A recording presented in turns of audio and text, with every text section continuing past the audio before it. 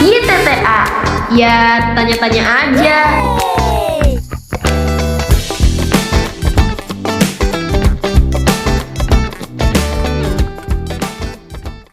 Jar, lu tau gak ChatGPT? Tahu lah. Menurut lu ChatGPT itu membantu atau bakal ngarahin kita ke danger buat kita human being atau khususnya nih anak-anak muda nih? Nah menurut lu gimana tuh? Menurut gue ChatGPT tuh kayak kolesterol. Kolesterol, kenapa tuh? Karena kolesterol kalau lu tahu biologi, kalau di kolesterol itu dia tuh berfungsi untuk supaya sel-sel itu fleksibel. Nah, tapi kalau misalnya kebanyakan kolesterol, orang itu juga akan sakit jantung. Jadi menurut gua, apapun yang di dunia ini, yang kebanyakan itu pasti nggak baik, walaupun emang punya fungsi-fungsi manfaat-manfaat yang lain. Berarti based on orang lagi yang make ya sebenarnya, mempergunakannya secara berlebihan atau normal-normal aja. Oke. Nah, lu tahu nggak belakangan tuh lagi ada yang viral tren ChatGPT? Tahu ya di IG kan? Betul. Yang what's my curse itu kan? Itu dia. Terus udah gitu, why? Betul, kayak gitu. Iya. Kan banyak tuh pada ngikut kan. Lu ngikut gak? Ikut lah. Oh iya. Nice. Mau Juga coba ikut. nggak? Punya gue apa? Coba apa? Nih, punya gue adalah, Nah ini guys, tek. ya oke. Punya saya ini, tek. Oke. Oke. Nah menurut lu gimana tuh trennya? Yang what's my curse? Awalnya sih kalau menurut gue seru-seru aja ya, kayak karena menarik gitu, kayak kira-kira AI ini pandangannya apa ya ke gua gitu. Kan mereka kan, tentunya kita tahu AI itu ambil informasi dari yang kita chat dan informasi seluruh dunia segala macam, dia proses akhirnya dia bisa mempunyai konklusi. Dan sebenarnya basisnya sains dan database banget. Tapi ternyata pas ketika tren itu booming banget, semua orang mulai ngepost di Instagram, teman-teman, orang-orang semua ngepost segala macem. Jadi kayak pada komen-komen ini gue banget gitu-gitu segala macem. Gue jadi mikir sih sebenarnya, jadi mikir 2 kali sih. Kenapa tuh? Apa yang terjadi? Jadi inget zaman dulu kerang ajaib. Karena ajaib SpongeBob. Yang kerang itu kan tau kan SpongeBob kan? Bukan yang di lain loh, yang tanya Oh, aja.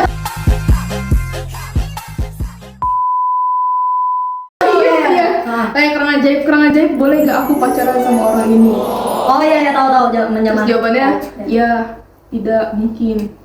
Nah gitu. Nah gue jadi mikir sih kayak jangan-jangan ChatGPT itu sekarang bagian anak sekarang ini adalah kerang ajaib yang lebih pintar nih. Bener juga sih menurut gue. Kepikiran nggak sih sebenarnya? Iya, mirip ya soalnya. Jadi kayak ya dulu kan oke nanya ke kerang ajaib. Sekarang nanya ke ChatGPT. Sebenarnya ini mirip juga nggak sih Jan? Kalau misalnya ya, ini gue mungkin di luar topik. Kayak kita nanya ke someone yang pintar gitu, atau kayak contoh kita di TikTok kan banyak tuh FYP, baca tarot. Oh iya bener. Kita bisa nyawer, terus nanya nih, kita sebutin aja nama kita siapa, Maria. Nah dia bisa tuh bilang, oh kan buat Maria, ini kartunya. Nah, gue jadi kepikir, kok ada kayak kemiripan ya, serupa tapi nggak sama. Bener gak sih menurut lo? Bener sih, jadi kalau dipikir-pikir konsepnya jadi mirip sih, tapi ya serupa tapi tak sama, bener. Iya kan? Bener. Jadinya kita kalau apa-apa kayak masih nyarinya ChatGPT dulu nih. Betul. Apalagi cari tentang kalau dulu kan kita nyari tentang personality, cari bintang Leo, apa orangnya kayak gini. Sekarang kita tanya ChatGPT. Betul. Mirip kan? Mirip. Ada kesamaan kan? Bener. Nah, yang menarik lagi, gue jadi mikir kalau kata orang-orang atau ajaran-ajaran Katolik kan pada bilang, lu kalau ke orang pinter, lu ngecek ramalan, even lu baca ramalan zodiak aja tuh sebenarnya salah. Dosa. Nggak, maksudnya tidak diajarkan atau tidak dianjurkan oleh orang Katolik, ajaran Katolik. Berarti kalau misalnya ini kan yang ChatGPT nanya-nanya kayak gini, ada kemiripan ya konsepnya. Iya, oke. Nah, menurut lu itu gimana tuh? Menurut gue ya, sebenarnya kenapa alasan horoskop dan lain-lain itu nggak dianjurkan, dilarang bahkan sama gereja Katolik tuh karena the power of mind sih, sugesti gitu. Jadi lu bisa kebayang nggak sih kalau misalnya seseorang buka TikTok habis itu ngeliat tarotnya tiba-tiba video ini adalah buat kamu yang melihat bahwa hari ini kamu akan merasakan bahagia. Otomatis orang itu ketika scroll naik ke atas dia akan bahagia. Tapi kalau misalnya dia lihat kayak mungkin yang negatif atau apa, itu jadi menurut gue iya jadi kayak apa? self prophecy gitu. Nah, kayak gitu menurut gue sih. Tapi sebenarnya ada juga nih ajaran Katoliknya sebenarnya kenapa nggak boleh bla bla bla bla bla, KGK kelihatan bla bla. Jadi gitu aja. Sebenarnya nggak boleh berarti ya. Iya, nggak dianjurkan. Nah, berarti kalau kita yang anak-anak zaman sekarang nih, kita kan nggak tahu itu nggak boleh misalnya. Terus kita ikut nih yang tren ChatGPT ini yang menyerupai ibaratnya. Itu salah atau enggak? Balik lagi menurut gue teknologi tuh kayak kolesterol tadi ya. Kayak kalau misalnya lu kayak gue personally gue nyoba-nyoba dan ikut-ikut buat tren doang nih, penasaran pengen tahu gitu. Dan tapi kan kita yang mungkin udah tahu ajaran Katolik, kita tahu kalau oh ya memang nggak boleh depend sama ini kan. Tapi justru biasanya hal-hal seperti ini bagi orang-orang yang sangat butuh validasi, sangat butuh sesuatu dari luar, ketika dia tanya ChatGPT akan otomatis dia akan butuh lagi loh dari si ChatGPT ini yang nggak bakal memenuhi dia sebenarnya. Nah ini kayak gue rasa kayak itu sih bahayanya di situ sih kalau misalnya anak-anak tanpa pengawasan orang dewasa atau mungkin yang ngerti gitu dan dia coba-coba ChatGPT segala macem, kayaknya akan mentuhankan ChatGPT ya. Berhalanya jadi pindah nih.